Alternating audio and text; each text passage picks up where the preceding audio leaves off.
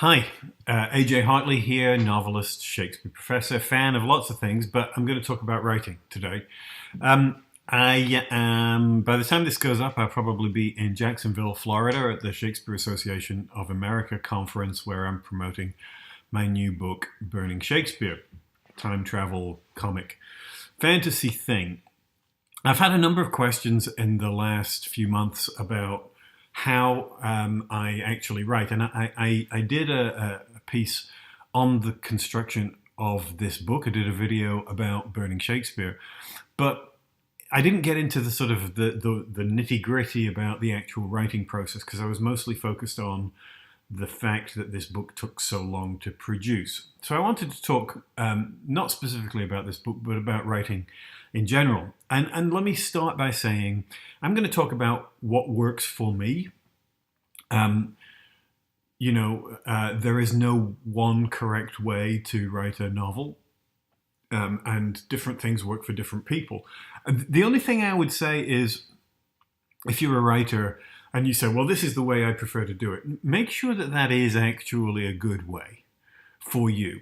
And by that, I mean one that actually generates real product. Because sometimes I see writers, young writers, student writers who say, well, I don't want to outline. I don't want to do this. I just want to dive in and do this. And this is what works for me. Except that it doesn't actually work for them because the books never get finished. They get lost in the middle. They lose energy. They don't make sense and they get abandoned. So, I think you've got to be fairly clear-eyed with yourself about your ability to generate actual product. If your working method isn't really producing good product, finished product, then you might want to think about a different strategy. Okay, that said, so there are basically two ways to approach writing a novel, right? And this is to simplify it, but the sort of broad binary that I'm sure everybody's familiar with is that idea of being an outliner, somebody who thinks about story and plots the thing out in some way before they actually start to write it, and other people who just sort of dive in at a sentence level and start to produce, not really knowing where the story is going and sort of discovering it word by word, sentence by sentence. The broad categories that we use to talk about this distinction is plotters on the one hand and pantsers on the other. Pantsers being somebody who writes by the seat of their pants, right? Just makes it up as they go. The truth, of course, is that most people exist somewhere in a kind of middle ground, right? I mean, the extreme form of a plotter, somebody like Jeffrey Deaver, the mystery writer, who, I once heard saying he did a 200-page outline for a 400-page novel.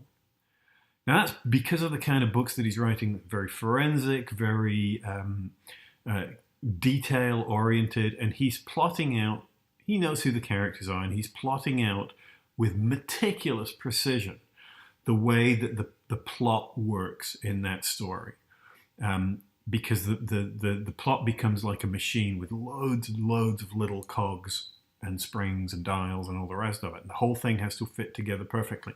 Very, very difficult to just make that stuff up as you go, right? You're building a machine and you need to think about how all the pieces are going to work. So, it makes sense for that kind of story. I think mysteries are very hard to pants, right? To just improvise your way through. At the other extreme, you have, a writer like Stephen King, who has always said that he doesn't outline. I think, having read both his stuff, his actual novels, and his, On Writing, which is one of my favorite books about writing, and listened to him talk in interviews and such, I think maybe he's not quite as far to the far end as people sometimes think. I think he's doing more planning than he says he is, or at least maybe even more planning than he's conscious of. And that's partly because he comes in with a really strong idea, and he's very invested in premise and in characters. And characters you can improvise as you go. And premise, of course, once you've got that hook, that core idea. Oh, it's a vampire moves to a small New England town, and we go from there, right? Right. A lot of Stephen King books are very much, what if this happens and then this happens and this happens. It's also one of the things that people complain about with Stephen King, that sometimes the endings of the books are less satisfying than the beginnings. And in some ways that might be also a consequence of a more improvisational approach. I started life, like a lot of writers do, as a kind of pantser, just sort of making things up as I went along, finding the story, exploring it, and it feels very organic and very immediate and spontaneous. But I think it's actually really hard to do well. You need a very clear sense of genre, right? And that sounds obvious, but for me, it wasn't always obvious that the tonality of the story would change as I discovered new things, right? You see this with very young kids when they're writing stories, and it's like, and each idea is basically a new story. Spaceship lands, and a door comes open, and a velociraptor comes out, and the velociraptor chases you into a castle. And the castle, and then there's an earthquake. It's like each one of these plot points is basically a different genre, right?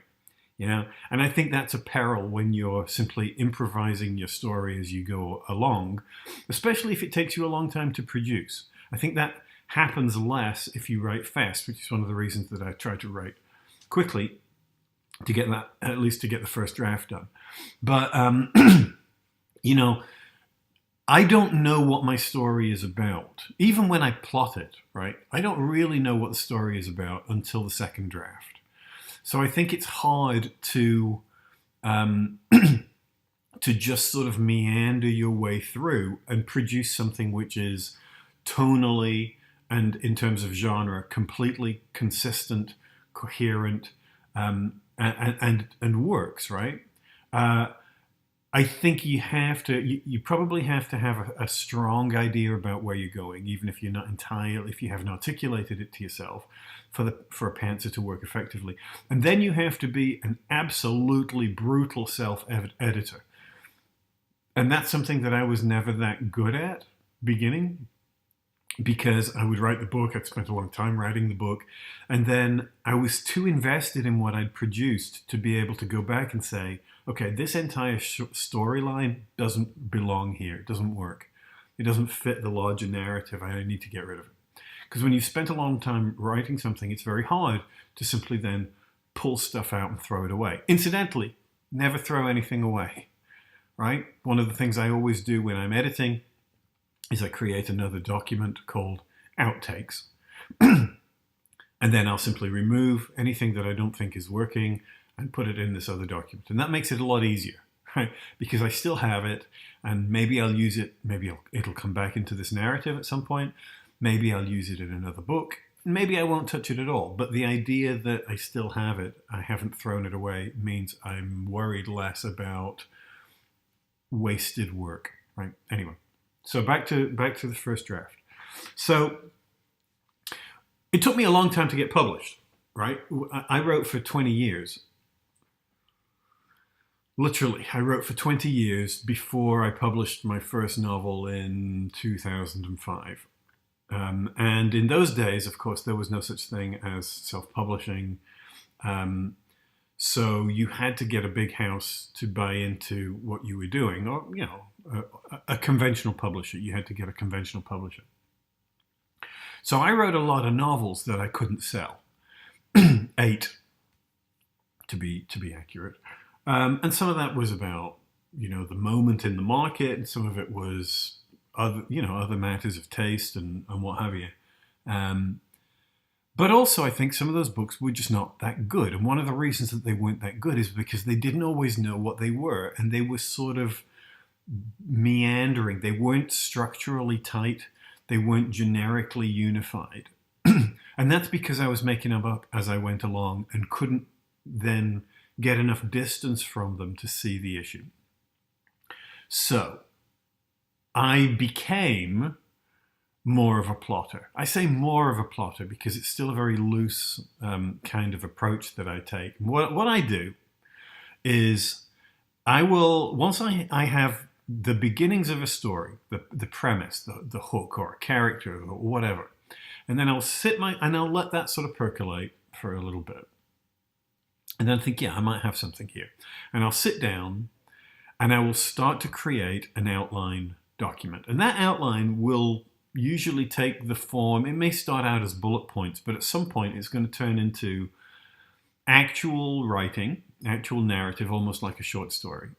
And it's going to be 10, 15 pages, and it will cover everything I know in the book, right?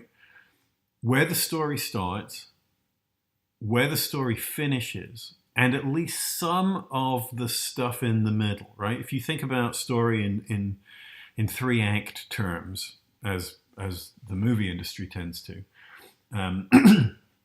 you know, all the sort of the premise stuff is in that first act. The third act is mostly just resolution, some sort of big climax, depending on the kind of story that you're telling. The hard stuff is always the second act, right? Where you're sort of delaying the end by creating organic blocks to what your characters are trying to achieve.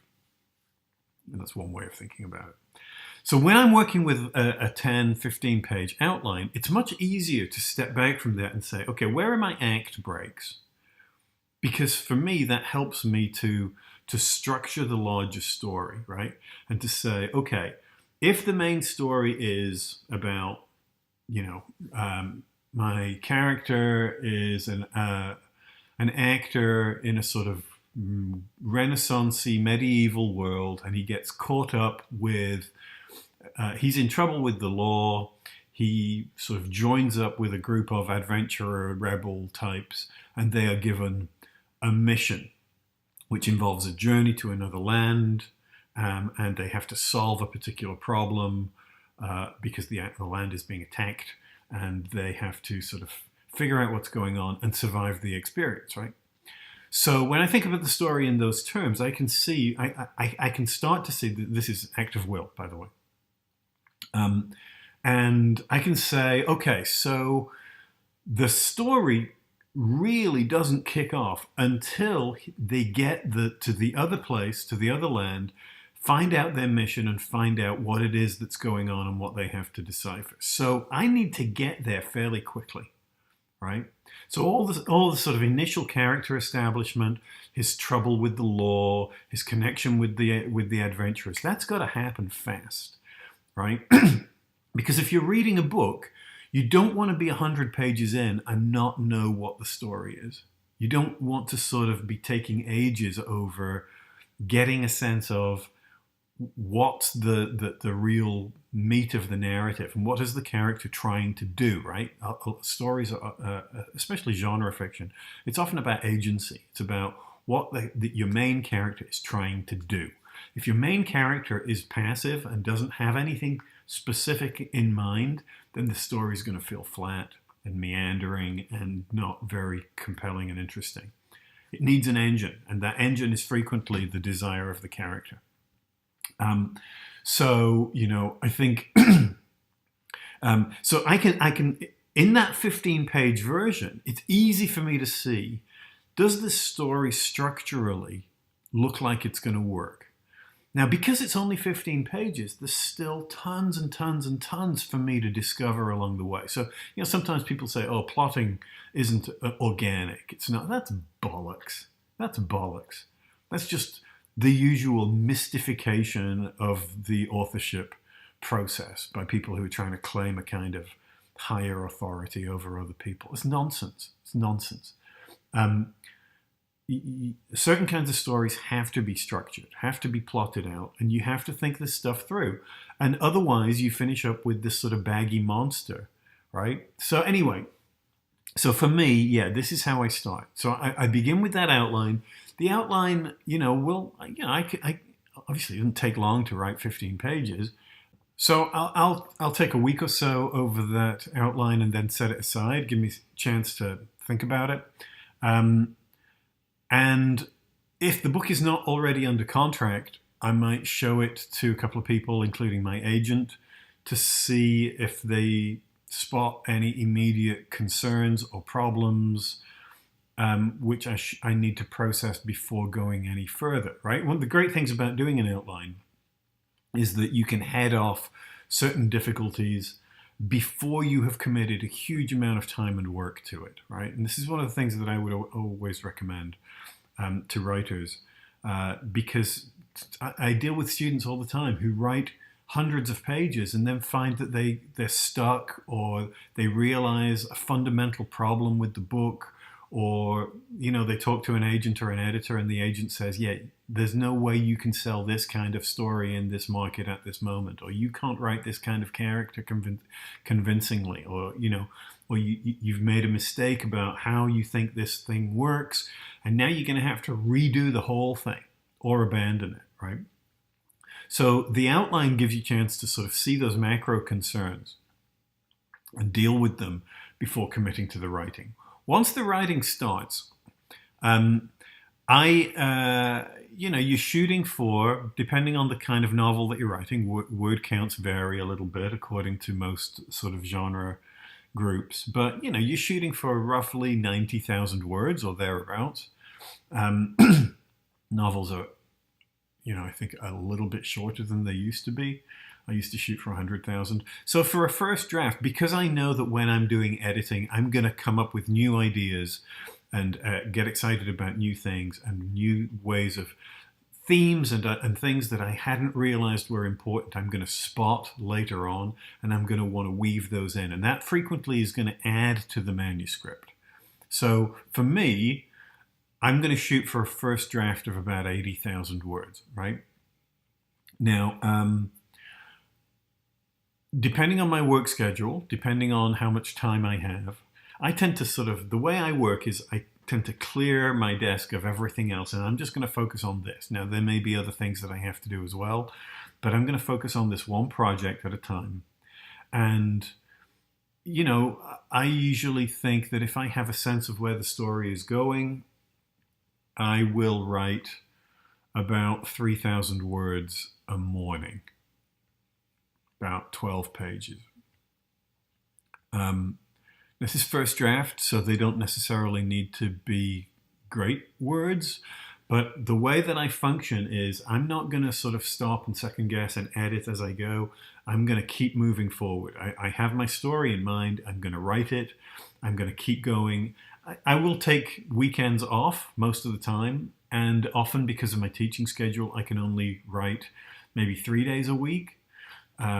But sometimes I can do more than that. And so, I will shoot for about 10,000 words a week. And and that's usually doable.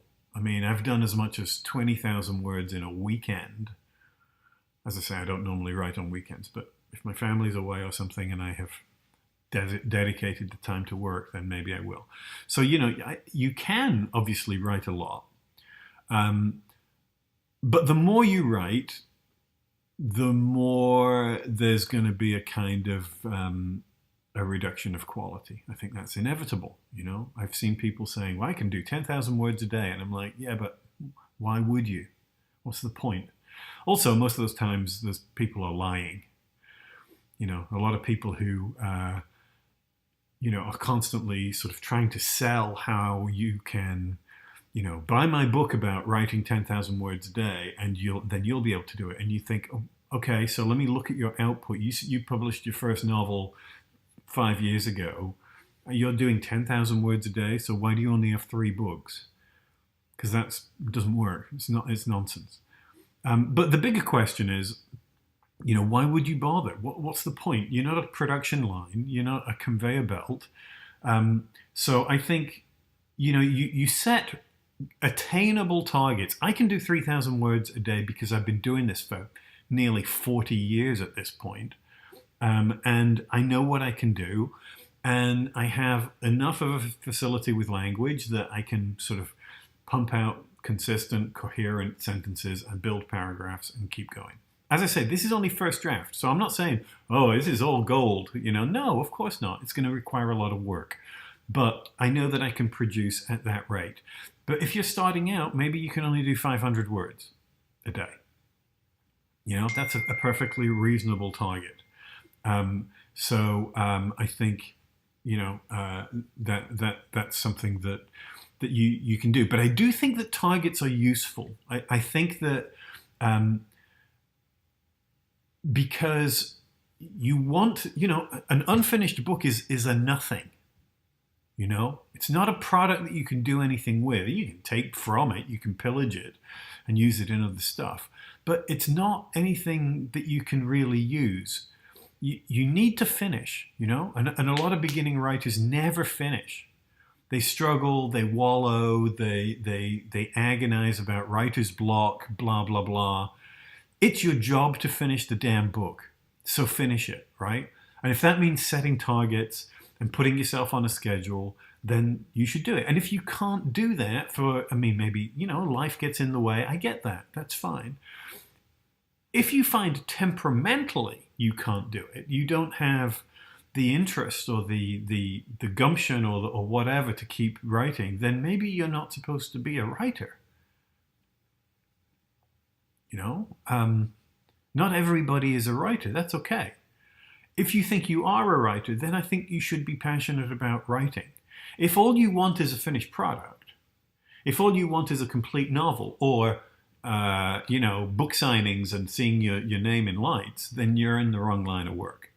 You have to want to write. You have to enjoy actually putting words down on the page or on the screen if you're going to be a writer, I think. Otherwise, there are lots of easier ways to make money, and being a novelist is unlikely to make you, rich and famous. I think you need to really enjoy the writing process. For me, when a story's working, I know because I completely lose track of time. I miss meals. I'm sitting at the computer for 5-6 hours, and suddenly I look up and I'm like, whoa, what? It's, mid-afternoon, and I thought I'd just sat down. But I've produced a bunch of stuff, right? So I think you can set those word count targets.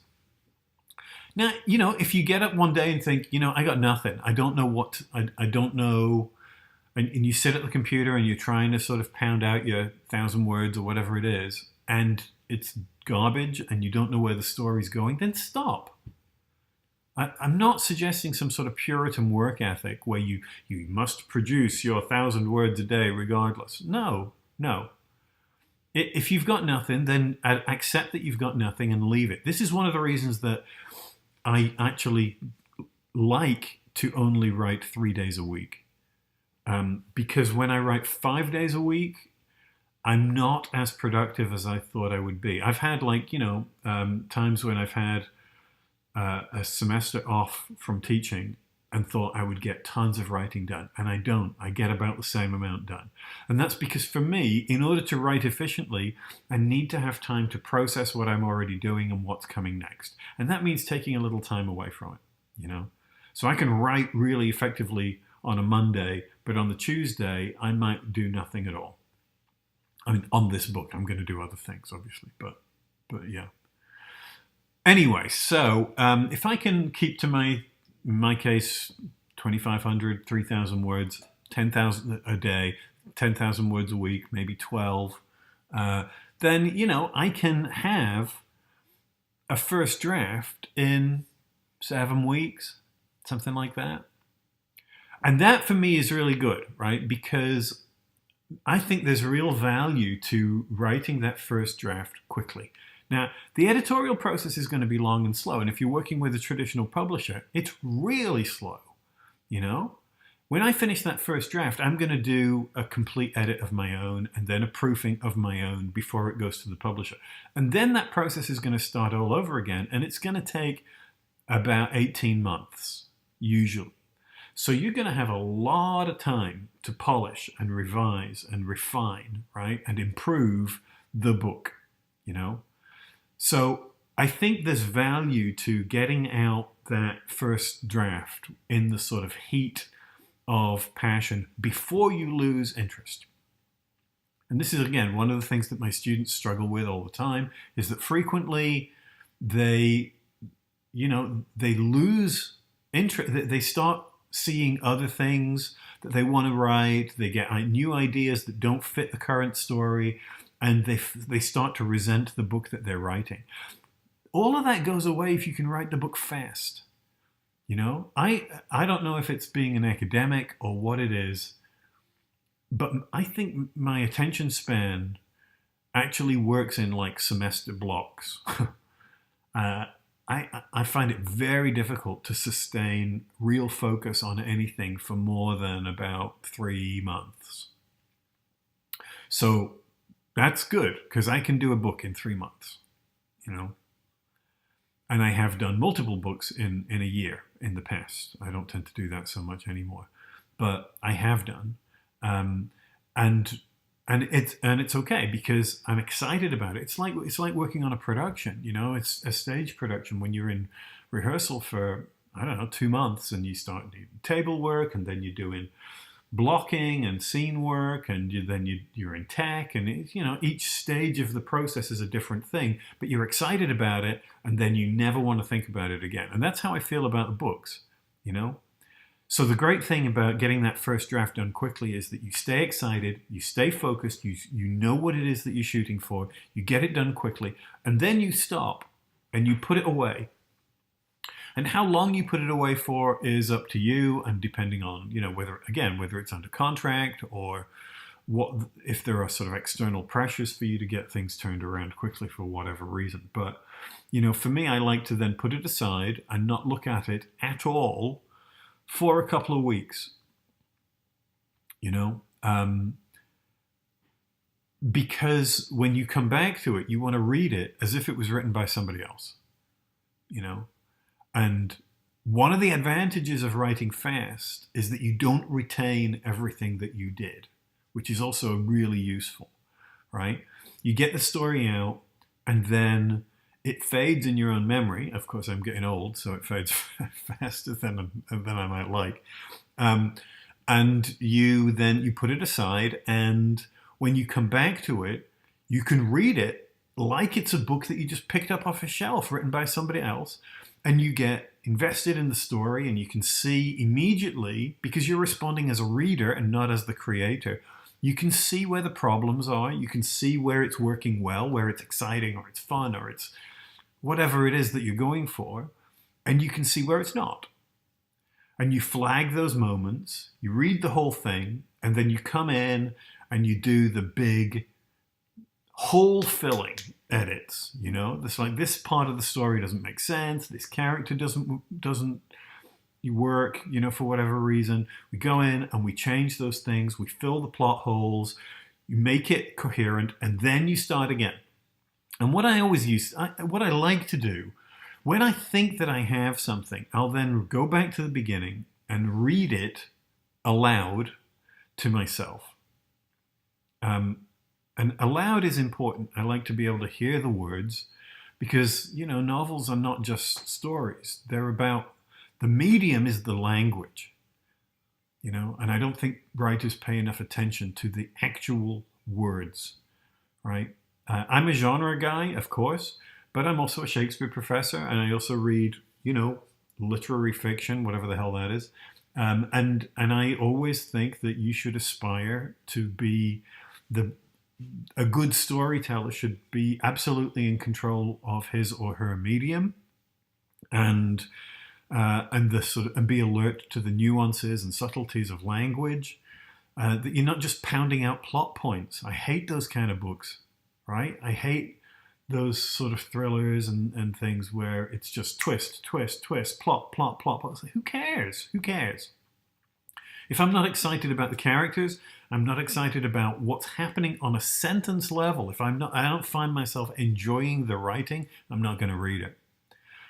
So anyway, yes, so pay attention to your own writing. hear your own writing, listen to the language as it comes out. And then if you can read it to the end, right? Because in that last pass, I'm going to stop and I'm going to fix anything. And then frequently I'll go back to the beginning and start over. And once I can read it all the way through to the end and say, okay, yeah, I have a book. I have something that I am prepared to share. Because apart from showing that little outline to my agent, I do this with the door closed, to use a Stephen King phrase. I don't share it with anybody. And then when I get to this point now where I feel like I have a good, I still think of it as a first draft. It's actually probably a third draft, but because I haven't shown it to anybody else, nobody knows those other drafts exist. So now I share it with my target audience, and for me, that's a very, very small group, very close friends and family.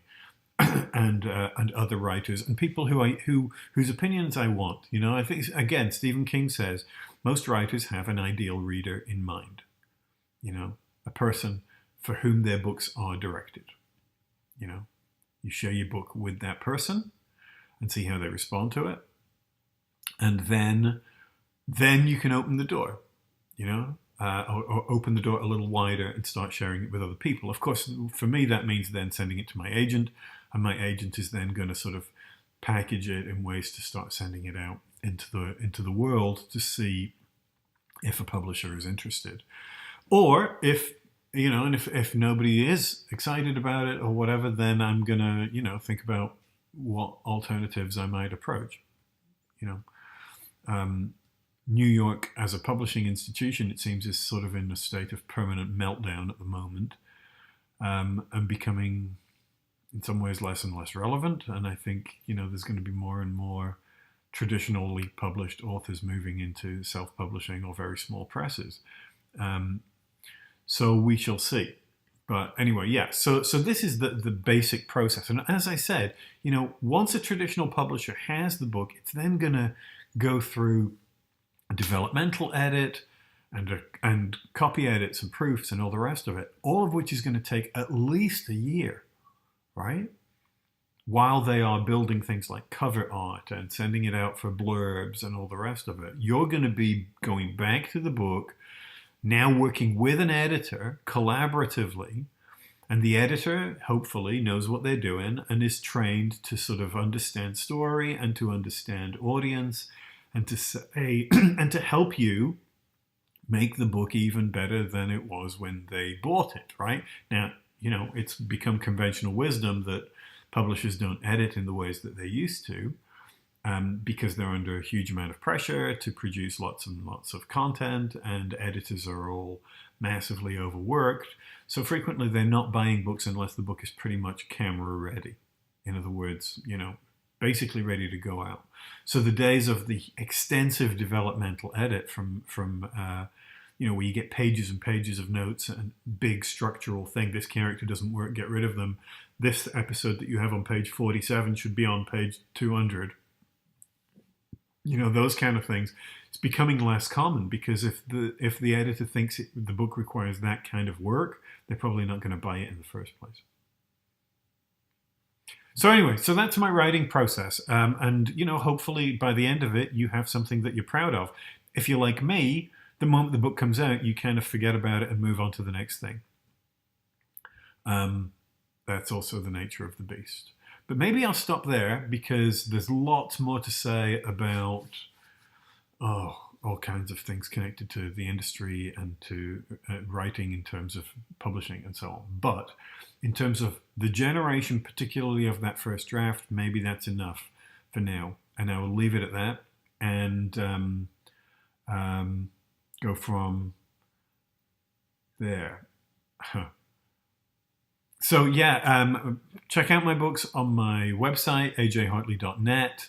My new book, as I said, is Burning Shakespeare. Also, simply say this, and this applies to all authors and all books.